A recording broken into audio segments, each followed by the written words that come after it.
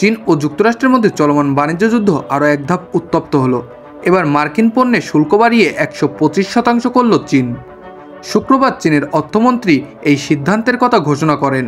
তিনি জানান, শনিবার থেকেই এই নতুন শুল্ক কার্যকর হবে। শুধু তাই নয়, এর আগে গত বুধবার চীন মার্কিন পণ্যের উপর 84% শুল্ক আরোপ করেছিল। পাল্টাপাল্টি এই শুল্ক আরোপের ফলে দুই দেশের সম্পর্ক ক্রমেই উত্তপ্ত হয়ে উঠছে। ডোনাল্ড ট্রাম্প প্রশাসনের আগ্রাসী শুল্ক নীতি বাণিজ্য যুদ্ধকে তীব্র করে তুলেছে।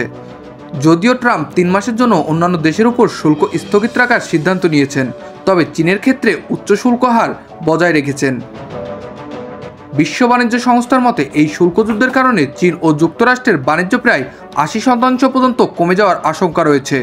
উভয় দেশের সাধারণ মানুষ এবং ব্যবসায়ী মহল এই উত্তপ্ত পরিস্থিতির প্রভাব নিয়ে শঙ্কিত। এখন দেখার বিষয়, চীনের এই সিদ্ধান্তের জবাবে ট্রাম্প প্রশাসন কী পদক্ষেপ নেয়। উত্তপ্ত বাণিজ্য যুদ্ধ কোথায় গিয়ে শেষ হবে তা সময়ই বলে দেবে। মুসাব্বির আল নাফিজ, আপডেট শিরোনাম।